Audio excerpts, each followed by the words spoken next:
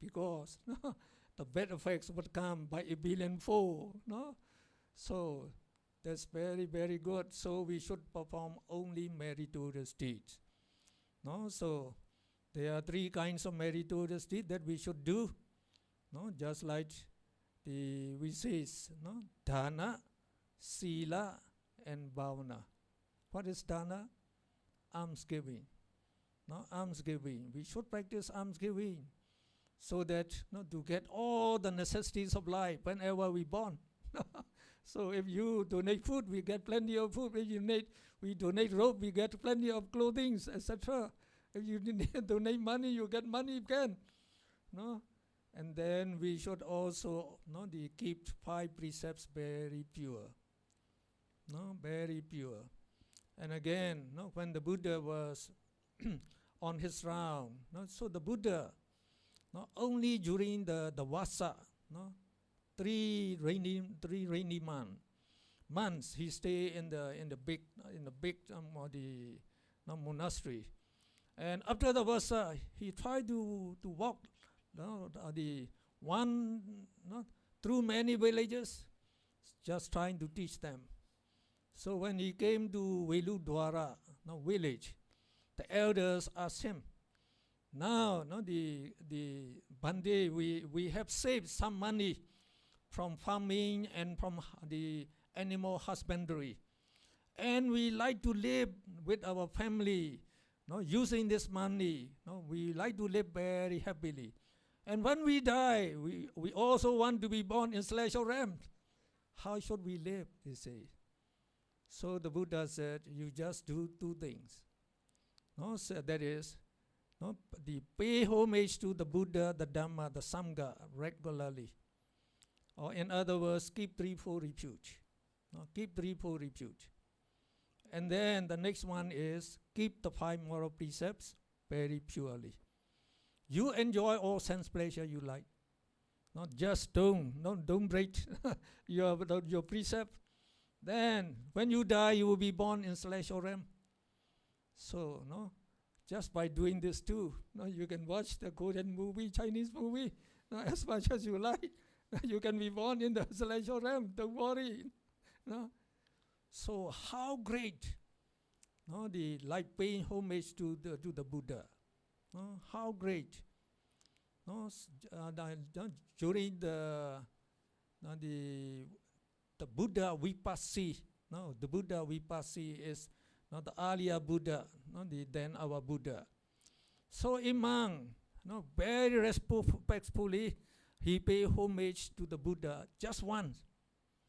And he said, just by paying homage to the Buddha one time, he was not born in the woeful realm for 100,000 war cycles. He was never born in the woeful state. And he was born only in celestial realms and human realm. And then also we have the story in our Buddhist literature. So a man looking after 2 blind parents, and it was one asankheya and 100,000 war cycles ago. So a very, very long time ago. At that time, Anomadasi Buddha appeared in the world. So the Buddhas, they appear. So from time to time in the world.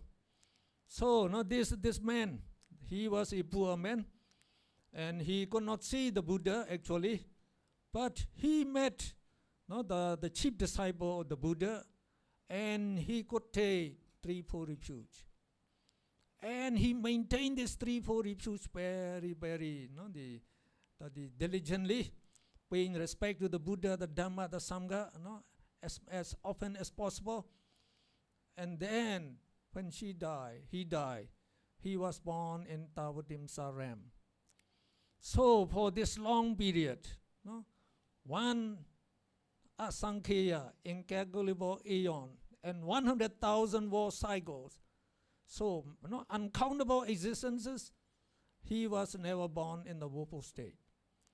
So he was born only in celestial realms and human realms. And not only that, he became universal monarchs. No, that is the most powerful king in the human realm for 75 existences. And as the king of Deva, as the Sekka, for 80 existences. As ordinary kings, uncountable existences. No? So, at the time of our Gautama Buddha, he became a rich man's son, just playing with friends at the age of 7 years. Then they ran into a monastery, and a monk told them, now, you sit squatting, hold up your hand, and you recite after me, Buddham saranam gacchami, Dhammam saranam gacchami, Sangham saranam gacchami. He became Arhat. So, when we met the Buddhas, the teaching, we have very good the opportunity to perform meritorious deeds. And these meritorious, because the Buddha, the Dhamma, the Sangha are the noblest objects of veneration, we get very, very great merit. So, to live happily like that, we just perform these meritorious deeds. And if you want to get greater merit, please undertake meditation.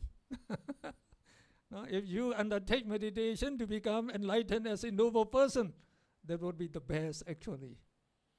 And then, why should we die?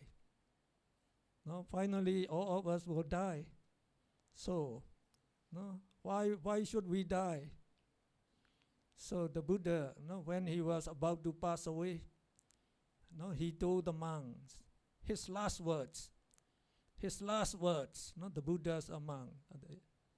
Handa dani bhikkhave amanteyami wo vaya dhamma sankhara apamadena sampadita. Now, O monks, I would tell you my last words. He said, these component things are subject to perishing. They are not permanent. So all component things, like our body and mind, they are composed of materiality and mentality. And they are rising, dissolving all the time. They don't exist. None of them exist forever. So they will break down. They will die. So while you have the time, try to perform meritorious deeds. That is his last words. So the Buddha said we can die in 4 ways. The first is because the lifespan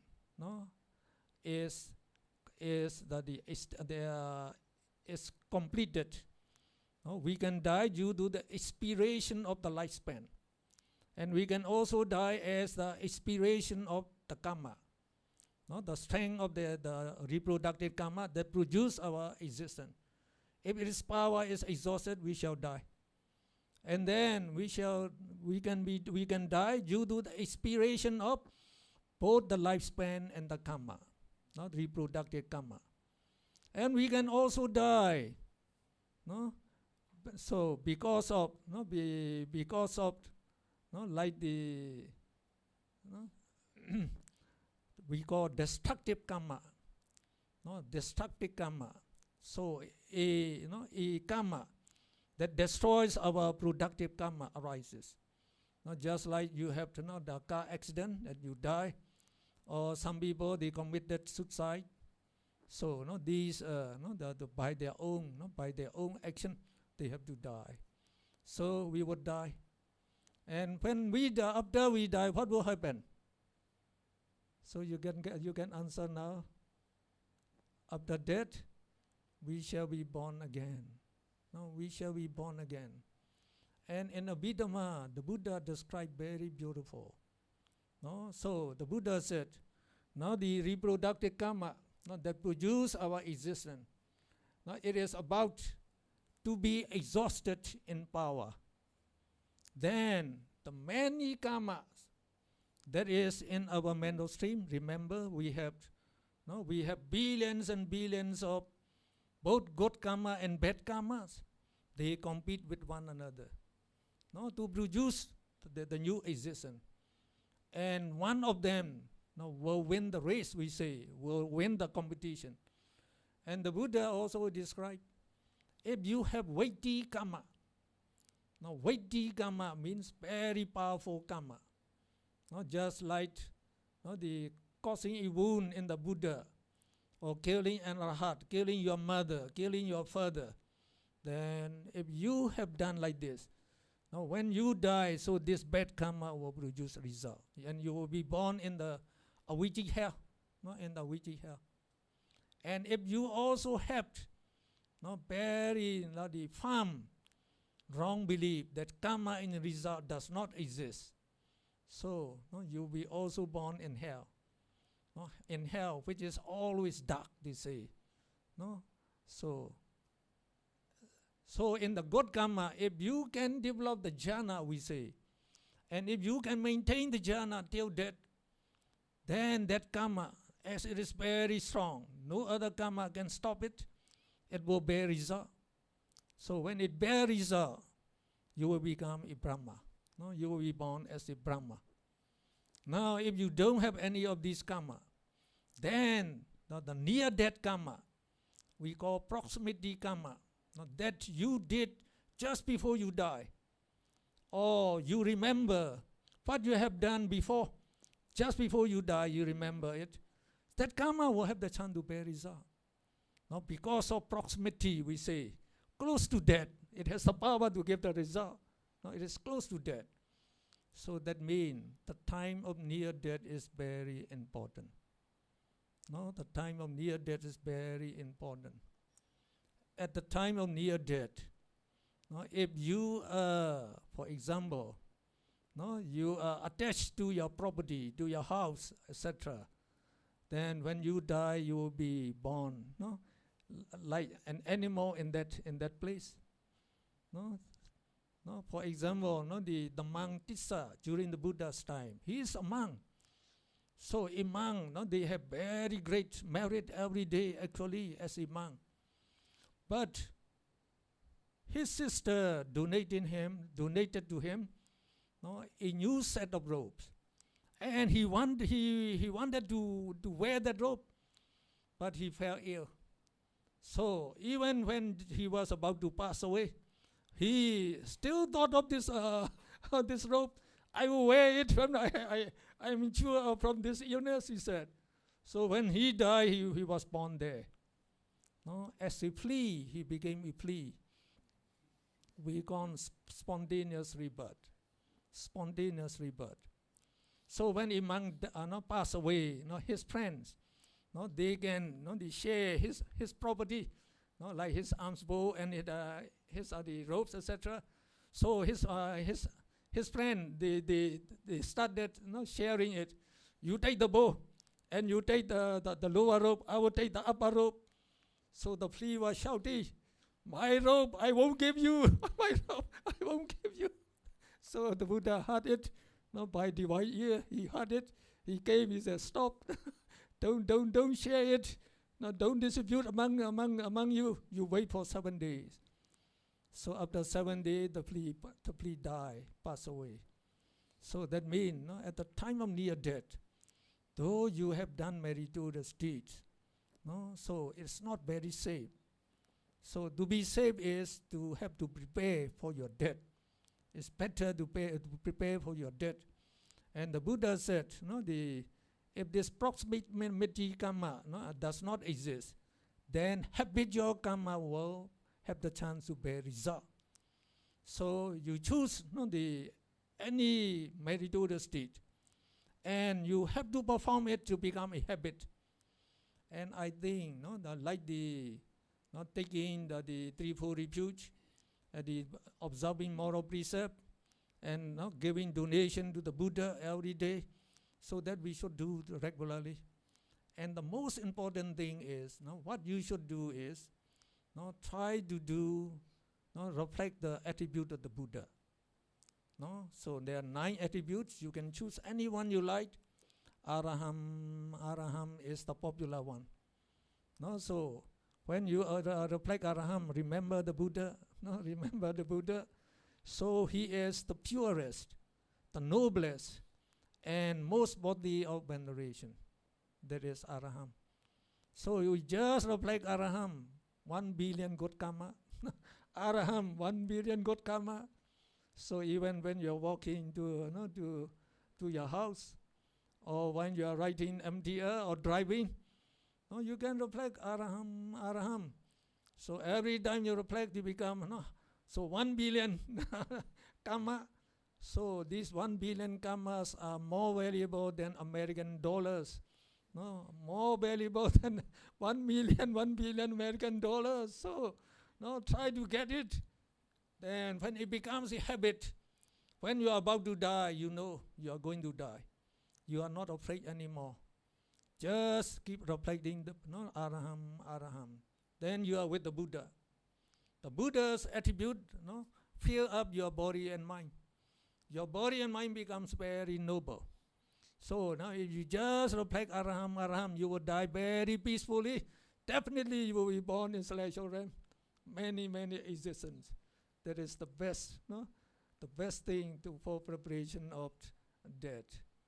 So I think I finished my the answer of these important questions. So now you can ask questions you like. What do you want to ask?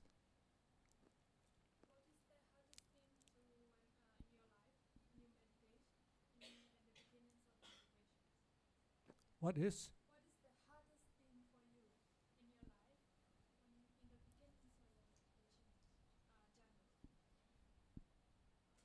Meditation is not the hardest one.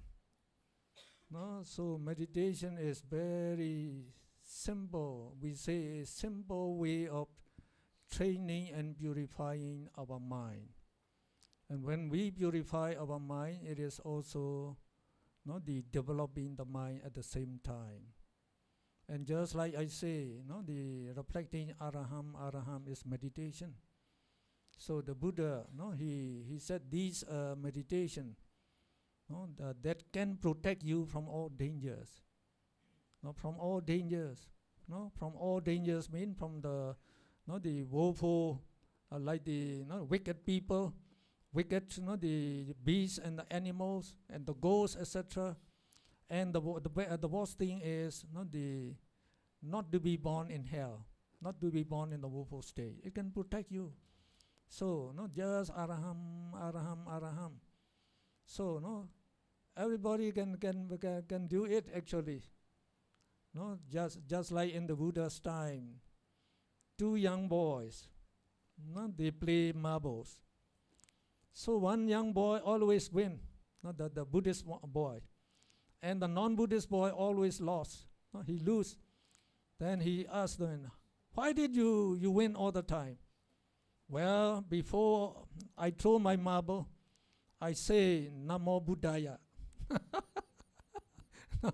Namo Buddhaya, like the Indonesians, they greet one another, Namo Buddhaya. Very good.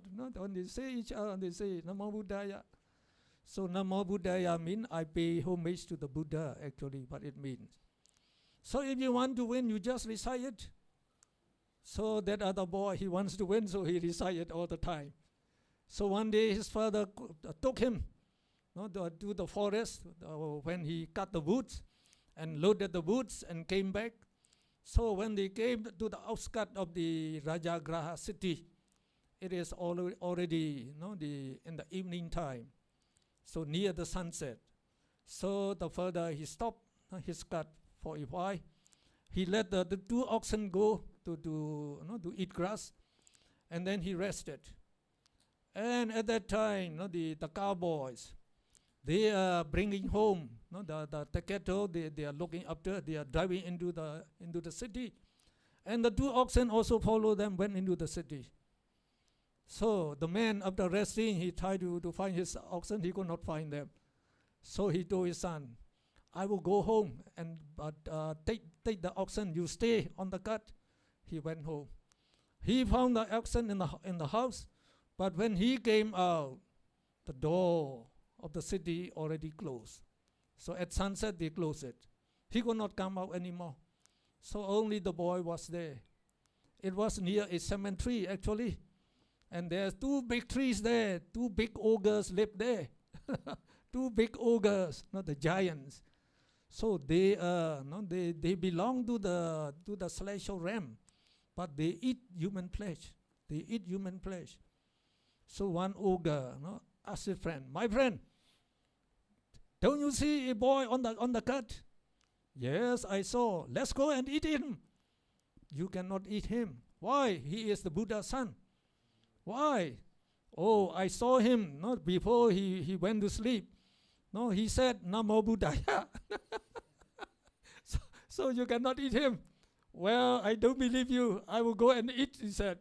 So he went, and the boy was asleep on the cart. So he pulled the legs of the boy.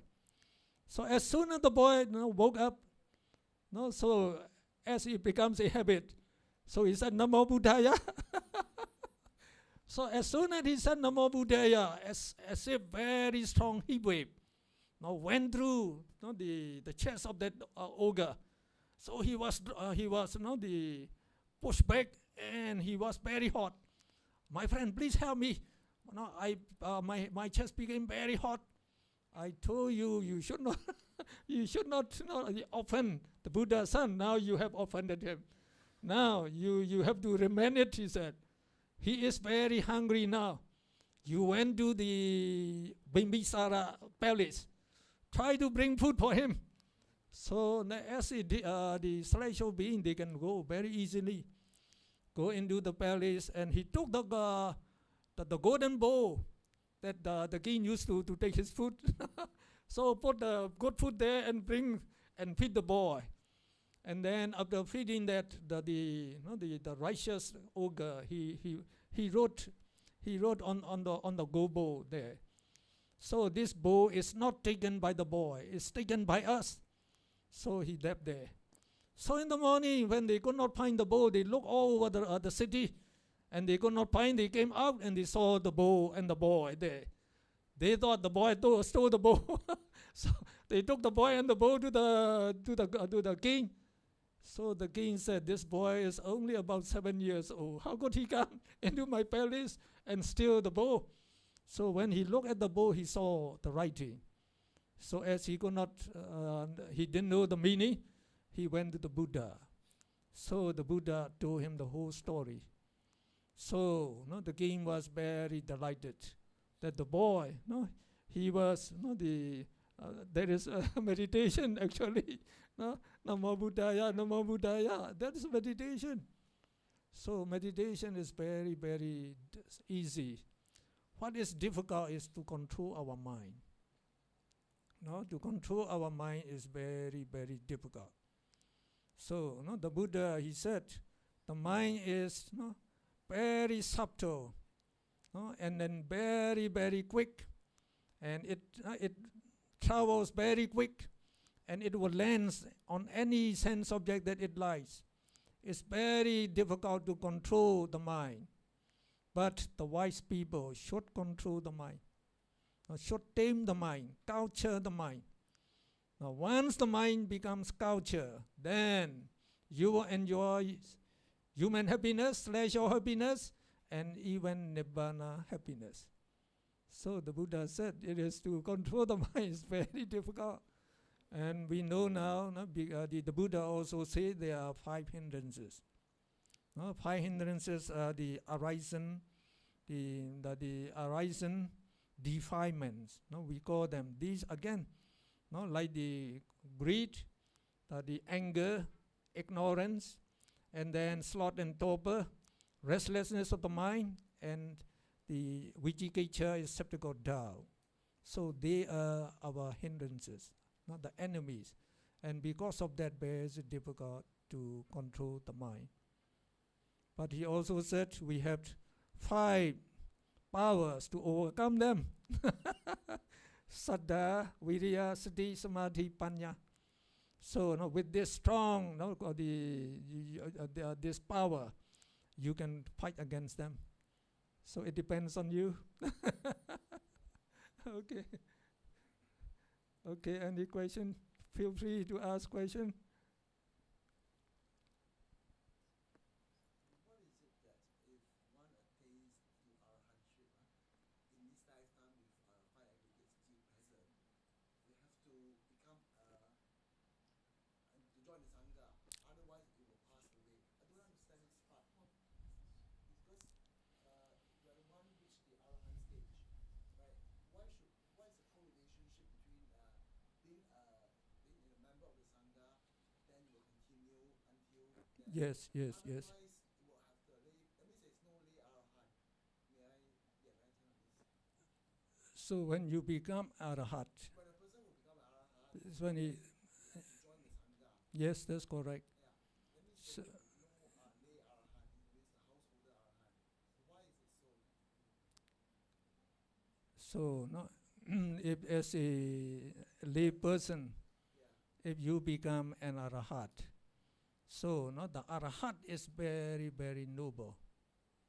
So no, among the noblest person is a perfect person, we call him, no, because all defilements are totally eliminated. So he became very, very noble.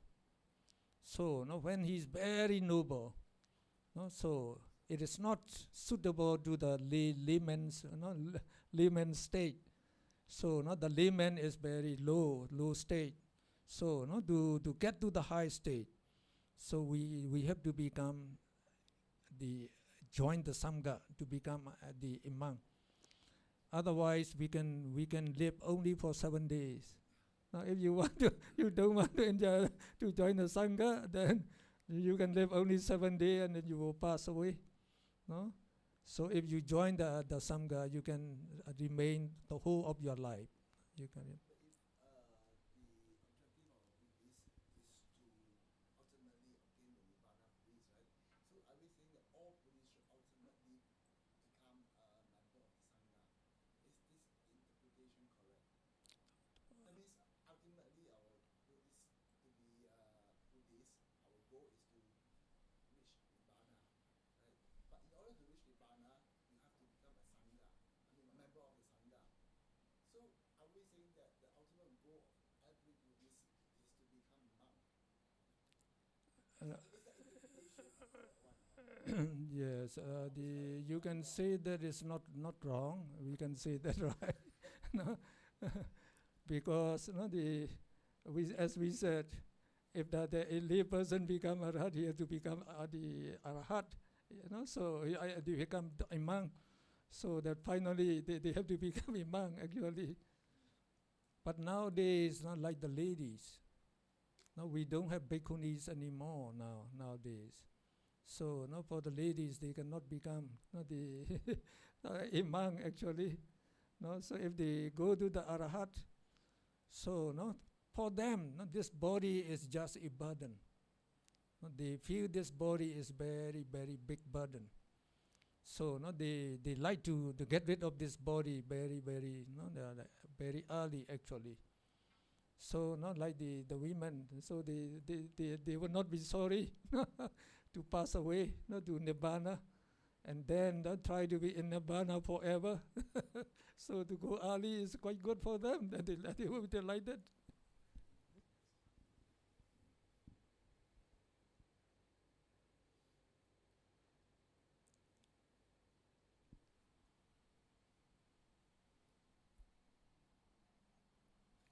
you mean that if a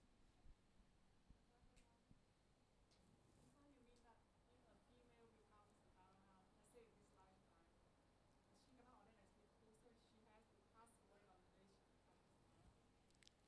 No, I said nowadays in Theravada Buddhism, we don't have bhikkhunis. We don't have the female monks anymore. So when a lady would become an arahat, then she is she is not reluctant, I say, to pass away, because to pass away is to get rid of this body and to be in Nibbana forever. So but they very gladly would go to Nibbana. So what is the difference between men and bhikkhunis? I don't really understand. Yes, very different, very different. The nuns are not bhikkhuni. So no, even the nuns cannot compare to Samanera.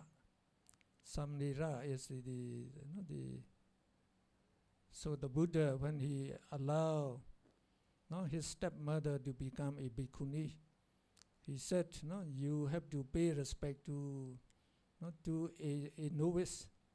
No, even if you become an arhat, you have to pay respect to a novice, he said. So no, the nun cannot be compared to a novice yet. Just like our Pauk monks, no, our Pauk Siaro asked them to take 10 precepts, just like the novice. But they don't have the power of the novice. The novice is regarded as the Buddha's son, no? The Buddha's son.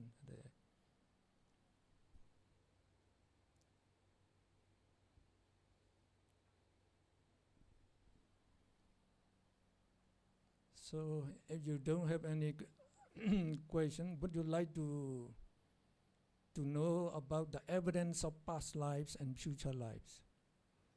No? What are the evidences of past life and the future lives? No? So, like like in our Buddhism, no, we are talking about our uncountable past existences. So, what are the evidences? So actually, I have written 2 books. Now, one book is in Myanmar language. So I call it Concrete Evidences for past existences and future existences.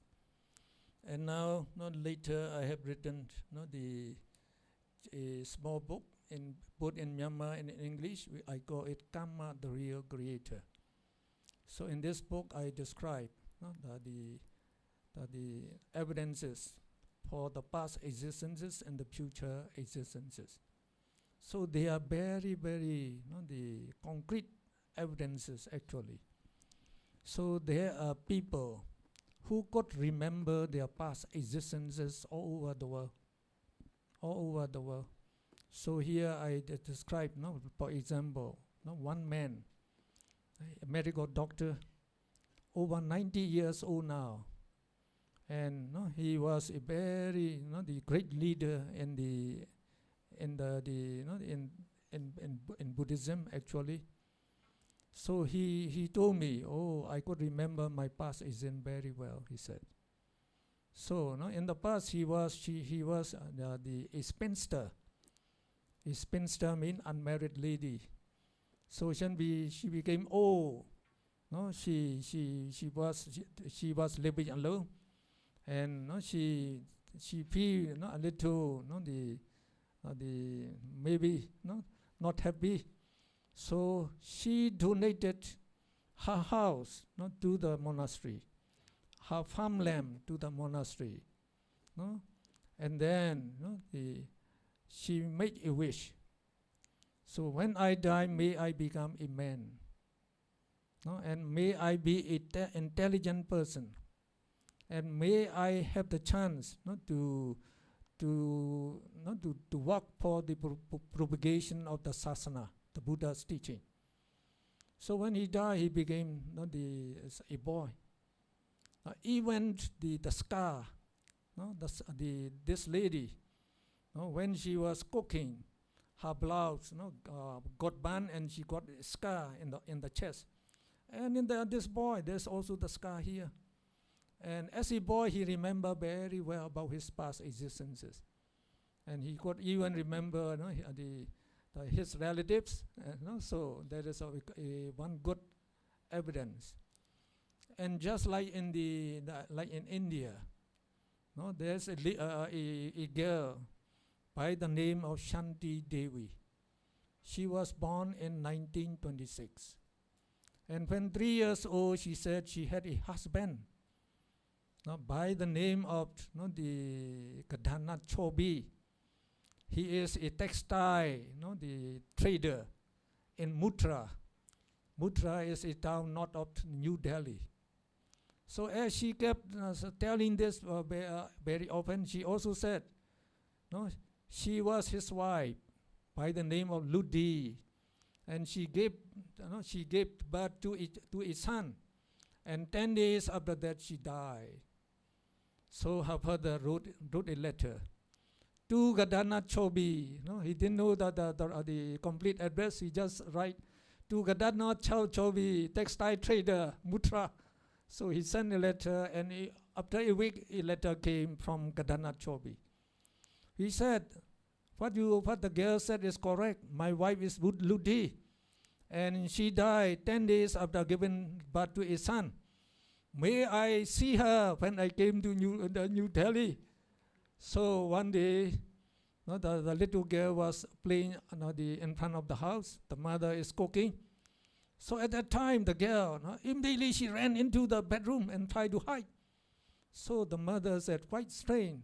What happened to you? She asked. My husband is outside. So when she came out, it's correct. Gadana Chobi is there. So her father wrote to the research department. My daughter can remember her past life very well. So you can make a research if you wish. So they set a date. They took this the young girl to Mutra by train. And then when they arrived there, so many relatives of her former relatives, they came to the station to meet her.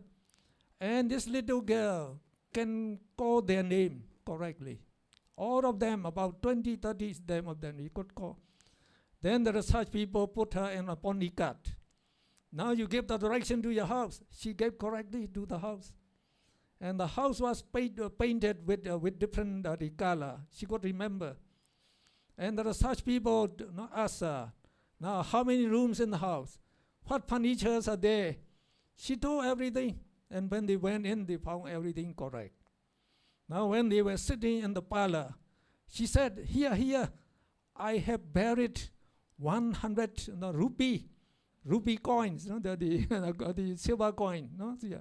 So the research people, they like to get some good evidence, so they gladly dug the place there. They dug it. They could not find any money. And only then Gadana Chobi came and apologized. So I'm sorry, I already thought I have taken the money. So she could remember her past tense very clearly. So in Myanmar, even in Myanmar, we have several persons who correctly remember their past existences. And we have the psychology professor by the name of Dr. Ian Stevenson from Virginia University, United States. He made a research worldwide. He even came to Myanmar several times. So he interviewed more than 1,000 the person who could remember their past existence. And he said these people, they remember correctly about their past existences.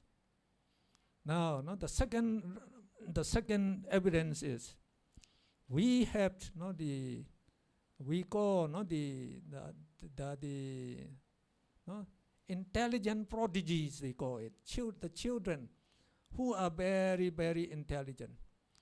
Just like in England, they have a boy by the name of Christian Heineken. And this boy can speak just a few hours after he was born. To speak, that means you have to learn the vocabulary. Now he could speak, that means he had already learned in the past existence, so he could speak now. Now if the boy like that can speak after a few hours, we can also believe that our Bodhisattva, God, the Siddhartha prince, he spoke when he was he was born. He was born. He walked seven steps to the north, and he looked all over the world, and he didn't see anyone who is equal to him. And then he declared three things actually. He said, he is the noblest. So just like that, the greatest, something like that. So we can believe that the Buddha can speak soon after he was born. Now this Christian Heineken, at the age of 1 year, he could recite many passages from the Bible. From the Bible. And the age of 1 year, 2 years, you can ask any question on geography, he can answer. So he must be a geography professor in the past life. No? So in the age of 3 years, he could speak. No, in addition to English, also French and Latin. And in the age of 4 years, he was accepted by the university as the student of philosophy. And in the China, they have a boy by the name of Zhen Zhen. I read in the newspaper. No? So it was several years ago, actually. So this boy Zhen Zhen, they call it. So at the age of 1.5 years, just 1.5 years, he could understand Chinese and English. At the age of 2 years, he can speak English and Chinese. And at the age of 3, he can read Chinese and English. In the age of 4, he can learn high school mathematics. And Wuhan University accepted him as the youngest university student at the age of 4 years. So, and we have such boys in Myanmar also. No, there's a man, a boy by the name of the Pitakan Mangthonjang, we call him. So at the age of 6 years, he could recite many, the Pitaka Palis. So they make the ceremony of reciting the Buddhas and the Pali at the age of 6 years. And there's also a girl, also at the age of 6 years. She could read the Pali and she could tell the meaning of the Pali. And she could also remember her past existence, that she was a chipmunk at the past life. Now he became a girl. So without learning, without going to school yet, he could understand. And just like in our the Park Meditation Center in Molamyai, there's a lady, very beautiful. She had very long hair. When she put it down, it touched the ground and it even comes up. So when she meditated in the Park Meditation Center, so you have to verify the causal relations of dependent origination. And to do that, you have to see your past existence. What did you have done so that you are born in this existence? You have to see your past existence. And she could see her past existence. So she was a monk, she said. And then she was invited by a lady, with a graduate lady. She was very beautiful lady. And then she has very beautiful long hair. So when he came for alms food, so while he was sitting in the parlor, her photograph was there, big one, with the university costume, so having the BA degree costume, so with very long hair, and he admired that long hair. He admired that long hair. So So when he passed away, so he became like a woman with long hair. So there can be such thing. So there is the second one, the second the evidence, and we have the third evidence also. The third evidence is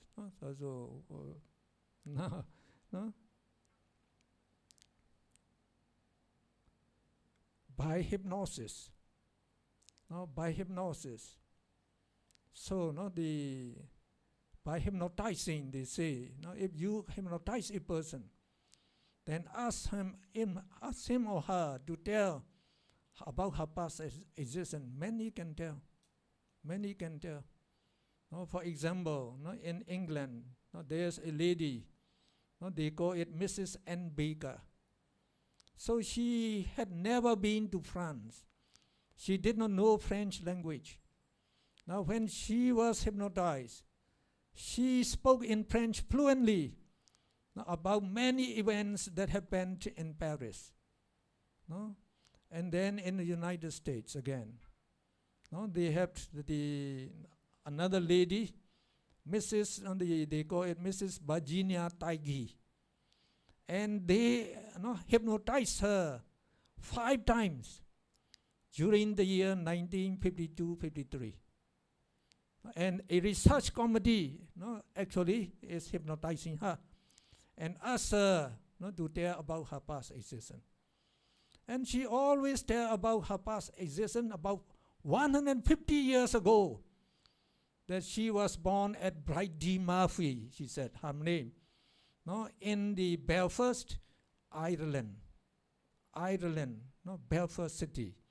She even told her house, the address, and also a big store that she used to go for shopping regularly. And then her husband worked in the Queen's College in about 1847, she said, as a law professor.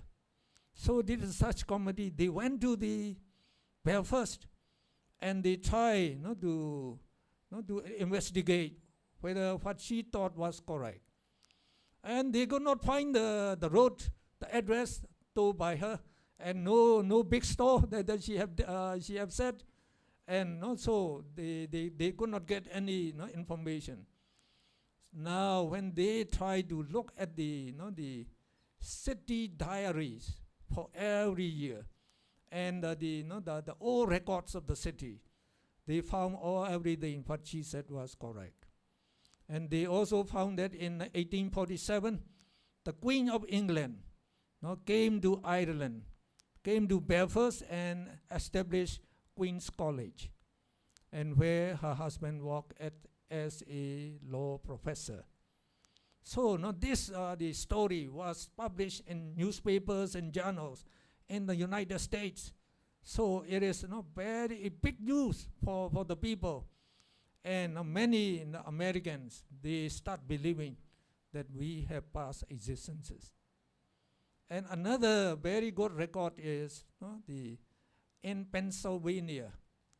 They call it the Coptic Church. And the church, the abbot is Reverend Martin. And he has 22 educated the church members who were very interested to do research on this, the past existences. So they try to hypnotize. So it is not very difficult to learn the art of hypnotizing. Then they hypnotize their own devotees who do not believe that they have the past existence. Every person under hypnosis told about their existence. What's the name, where the place, and what is the job they did, and what happened in their life, and then when they die, what happened. So when they dehypnotize these people and try to ask them to listen what they said, all of them said, we don't believe about past existence. They said, we don't believe them. But now when they investigated, everything is correct. So even most of you, I think now you don't know your past existence now. So what you can do is just get the hypnotizing, then you will tell your past existence right away. And in Buddhism, we have that supernormal power to know your past existences. For many existences actually, for many war cycles, the existences, you can know. You can know that we call it that supernormal power. Pobbe Nivasa Nusati Abhinyana.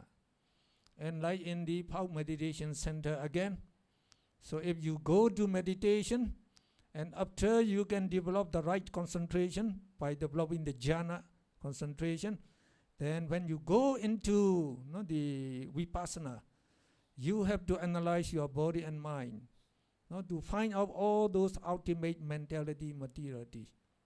You have to define them.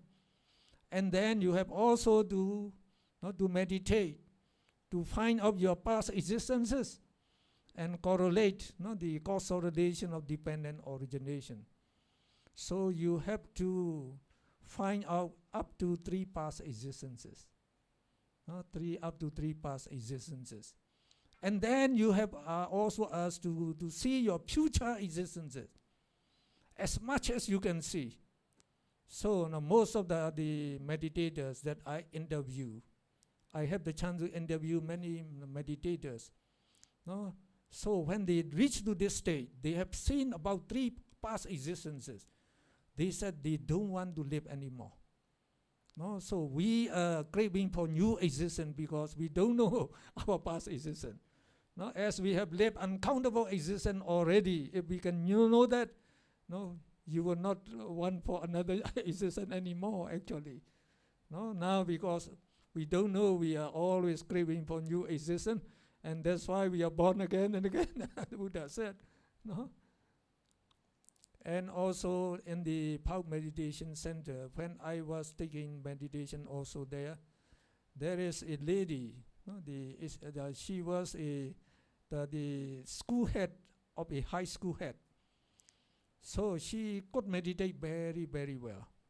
She was a spinster, no, a spinster, not married.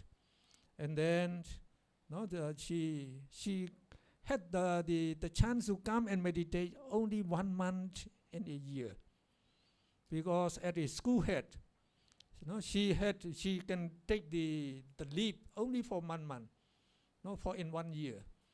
But after 2 years, after 2 times, she finished. She finished the whole Vipassana course, and then she also went in to develop this supernormal power. And the Pao teacher said, if you wish, I can guide you. So she got 30 past existences. And the strange thing is, in all these 30 existences, some of them are celestial existence, some are the human existence. So she was always spinsters or bachelors in all these existences, never married. And the striking the story is story of Edgar Cayce. So if you can read this book, you'll be amazed. So I found that book. So they say it is the topic is many mentions. The story of Edgar Cayce, life after life. So very interesting. So I give you the reference of the book here, and you can find the book even in the bookshop I did. That book is very interesting. This Edgar Cayce, he was born in Kentucky, 1977, very recently. He went only up to the 9th grade in high school, and then he worked as a clerk in the bookshop, and then as an insurance salesman, and then he lost his voice. So he was inflicted with, they say, like a disease of the vocal cord. They call laryngitis, they call it. And then he lost his voice. He could not speak. For 1 year, he tried to get treatment from specialists, but not sure. Now one day, a hypnotizer came to their town. When he hypnotized this person, he started speaking under hypnosis. He could speak. And when they asked him, do you know why you cannot speak the earlier? Yes, he said. He know. What's the matter? They asked him. The muscle that control my vocal cord, they are they slightly paralyzed. They are not the partial paralysis of the vocal cord, he said, the muscle of the vocal cord. So again they asked him, is there any way to cure it? Oh yes, he said. So what is that? He said, now you suggest. So the hypnotizer has to give the suggestion. Now you suggest, increase my blood circulation in this area. Just suggest to increase blood circulation in this area. So they suggest him, and they watch just 20 minutes. So the place here, as more blood is flowing here, it becomes pinkish, and then rosy, and then violet red. He said, stop, it's enough. Then he could speak. After that, he could speak. Then they say, now you know, you can diagnose your ailment. No, that is not, that cannot be cured by the specialist.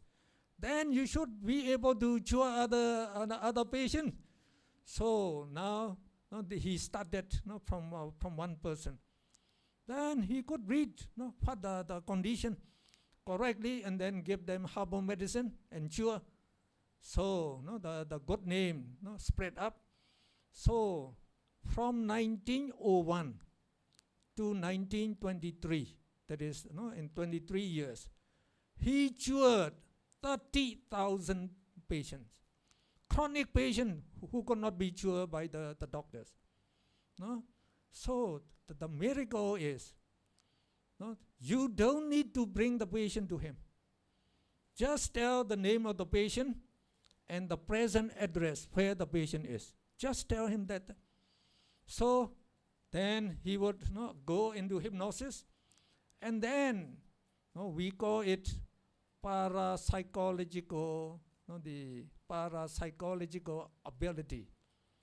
So it is something like out of body experience. So he went out. He went out of the body. He could go to that body, that address, and he analyzed. So he could see the whole body internally also. So he gave him the complete the diagnosis of the patient, and also herbal medicine to cure. So miraculously, these people are cured. Now, some diseases, he said, were connected with bad karma of the past life. So he also know about the bad karma. So in such cases, not only the medicine, also the patient has to do meritorious deeds, to make up for the bad karma. Now, in 1923, while he was under hypnosis, one of his attendants asked him, the teacher, can you tell my astrological chart?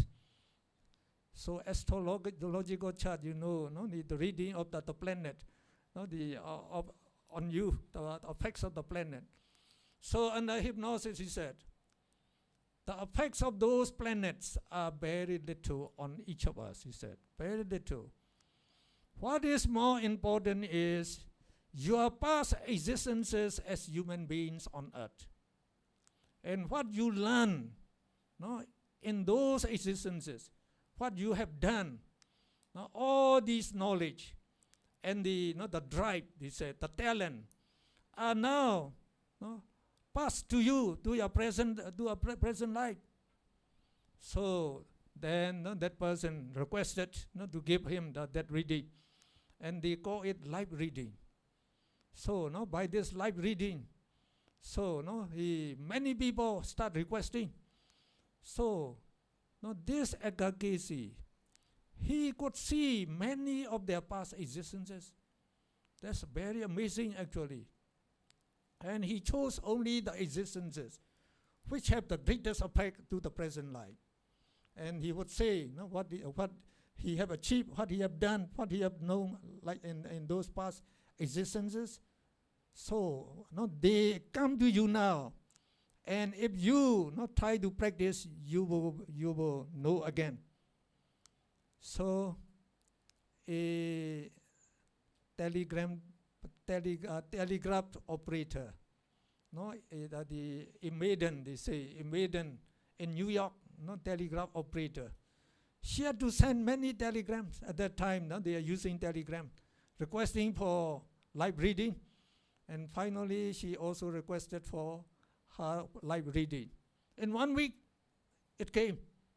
The reading came. And it said, you are wasting your time by walking as